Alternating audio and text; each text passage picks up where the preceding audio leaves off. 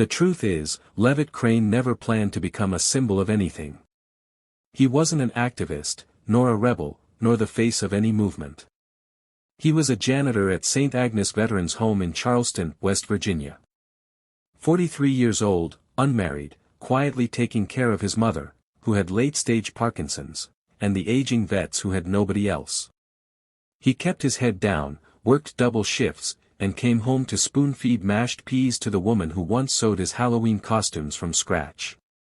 Then, one night, bitter cold, power flickering from a rolling blackout, half the nursing home without heat, Leavitt snapped. He'd propped his phone up on a chair, still in his janitor's uniform, and recorded a 4-minute video. There were no fancy words, no edits, no slogans. Just him, shaking, furious, and exhausted beyond belief. "You want to know what real disrespect is?" he said to the camera. "It's leaving old war heroes in the dark with no heat and no meds while you sit in some office talking about patriotism. My mom gave 30 years to this country in the VA. And now we have to beg, for space heaters." He had named names. And yes, he had cursed, and mentioned President Biden. But it wasn't about politics. Not really. It was about a system that, to him, had broken its promise. By sunrise, the video had gone viral. 2 days later, federal prosecutors filed a contempt charge. The official word, Leavitt Crane had incited defamation and disrespect toward the office of the President of the United States in a manner that constituted civil disorder. His $100,000 fine came swiftly, the court eager to set an example. Free speech, they said, had limits. And on that cold January morning, Leavitt stood in courtroom 5A, not defiant but hollow-eyed, as the gavel fell on his life.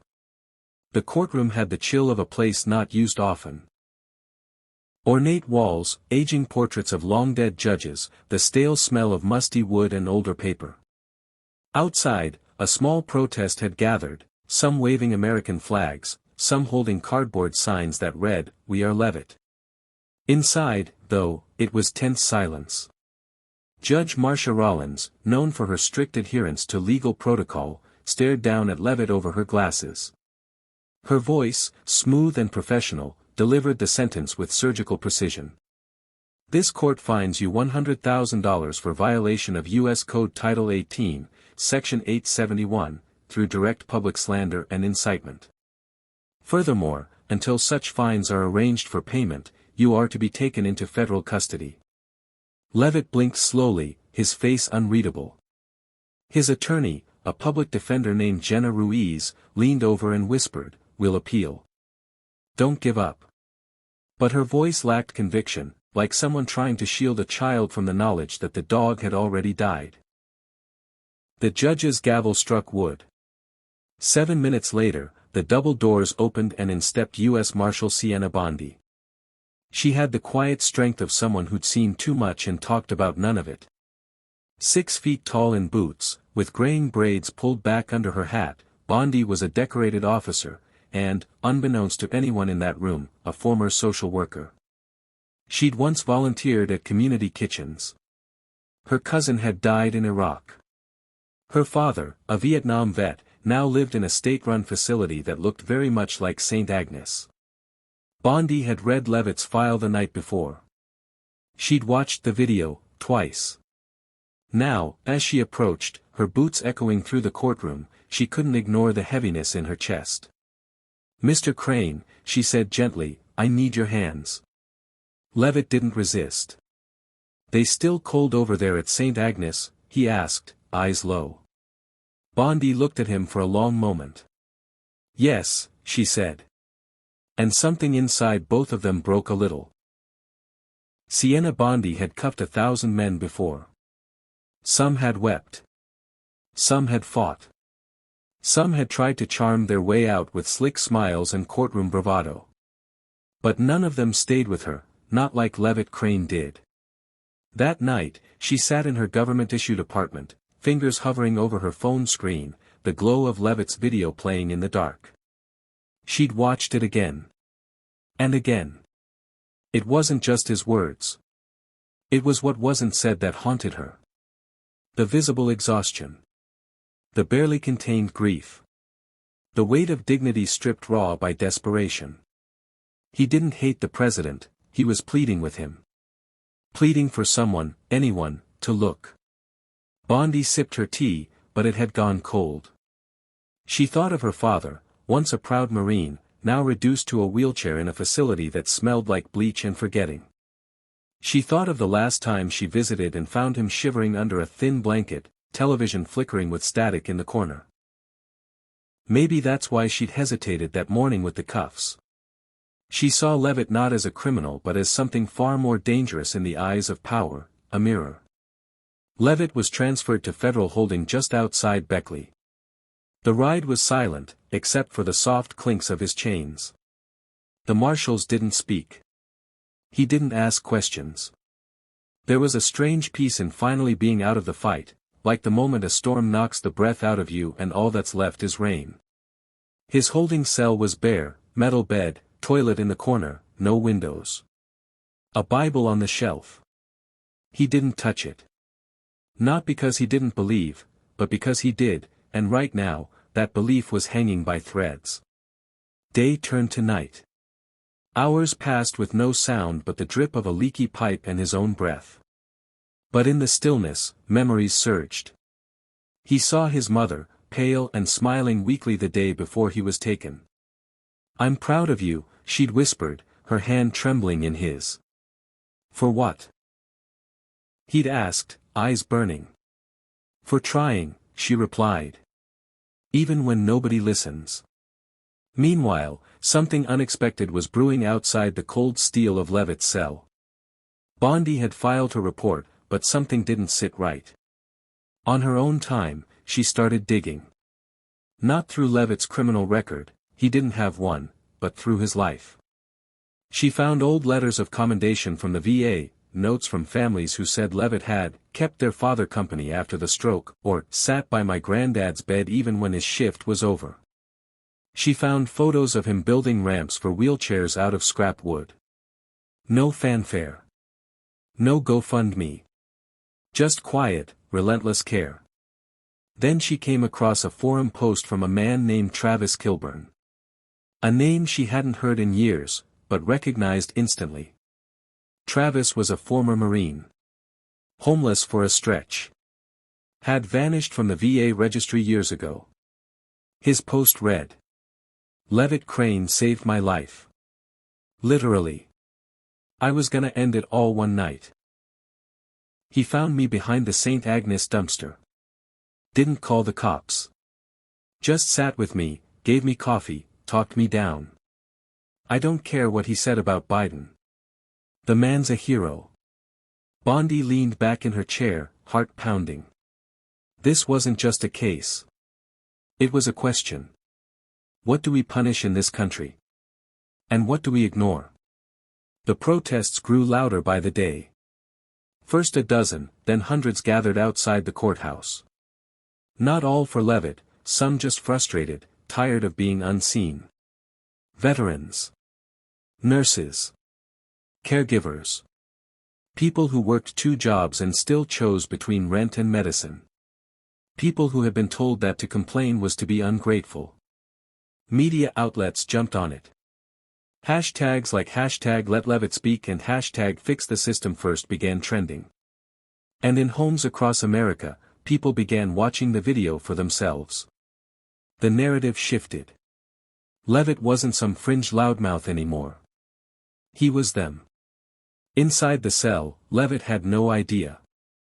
He slept in short spurts, haunted by dreams of St. Agnes. One night, he dreamed the lights went out completely, and no one came. The patients cried out, some wandered in the dark, and he couldn't reach them. He woke gasping. When the guard slid him a sandwich through the slot, he asked, "Any chance I could get news? A paper? Something?" The guard, a young man with acne and anxious eyes, paused. "You haven't heard?" "Heard what?" "They're talking about you. Everywhere. There's a march planned in D.C. next week." Leavitt blinked. A march? For me? The guard gave a half-smile. Not just you, man. For all of it. And for the first time in days, Leavitt felt a flicker of warmth return to his chest. 3 weeks after Leavitt was taken into custody, something happened that no one, least of all him, expected. A bill, informally dubbed the Leavitt Provision, was introduced in Congress. The bill proposed emergency funding for under-resourced veteran care homes, a national audit of eldercare facilities, and increased protections for federal whistleblowers and caregivers. It hadn't passed yet, but it had a sponsor, Representative Carla Monroe from Illinois. A Democrat. A veteran's daughter. Monroe had watched Leavitt's video, same as the millions who had. But it wasn't the anger that moved her. It was the weariness in his voice, the ache of a man who'd carried too much alone.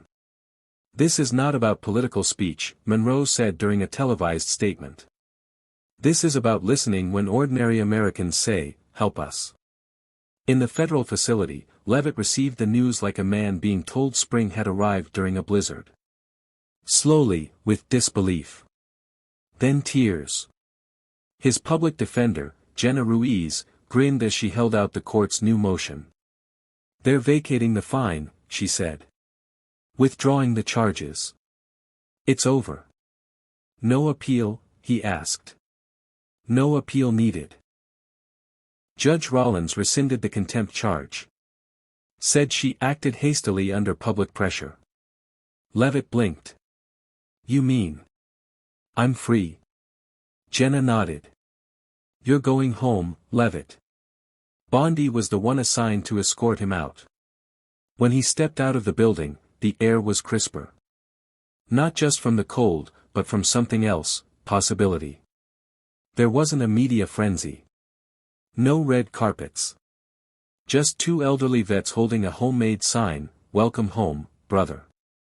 Leavitt stopped, overcome. Bondi laid a hand on his shoulder. "You did something important." "I just told the truth," he said. "And truth is heavier than any fine," she replied. They walked together down the steps, quietly. But that wasn't the end. The march in D.C. drew 40,000 people. Veterans in wheelchairs, nurses with stethoscopes draped like medals, families with photos of loved ones who died waiting for treatment. Leavitt spoke, briefly. He didn't shout. Didn't preach. He just stepped up to the mic and said, "This isn't about me. It's about everyone who's felt invisible. About everyone who's taken care of someone else and wondered who's taking care of them. About knowing that kindness shouldn't be punished, and compassion should never be a crime." His words didn't go viral again. This time, they stayed. In homes. In hearts. In policy drafts and hallway conversations between lawmakers. Quiet seeds planted deep. 2 months later, Leavitt was back at St. Agnes, not as a janitor, but as Director of Care Advocacy, a new position created in his name. He worked side by side with staff to push reforms, raise funds, and personally check in on patients. Bondi kept in touch. They didn't talk often, but when they did, it was always real. Honest. "You changed something," she told him during one call. "No," he said. "We did." His mother passed away in April. Peacefully, in her sleep. At her funeral, over 200 people came.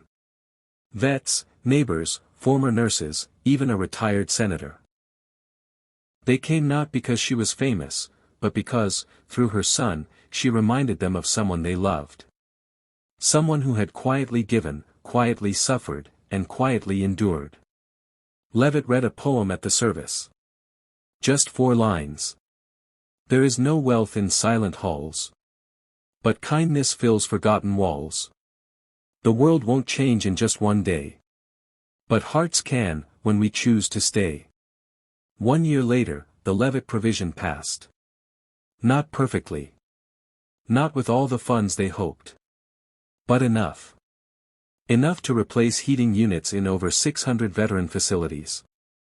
Enough to create a national watchdog office for eldercare abuse. Enough to remind the country that listening matters. Leavitt never returned to viral fame. And he preferred it that way. He went back to fixing broken elevators, wiping down wheelchairs, sitting with patients who were afraid to die alone.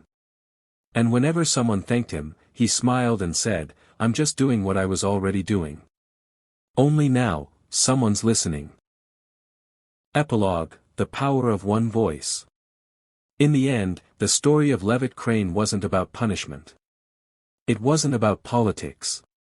It was about the fragile, fiery dignity of one man who refused to be quiet when quiet was expected. A janitor with a cracked voice and a tired heart told the truth, and it echoed. From Charleston to Capitol Hill. And for once, just once, the system listened.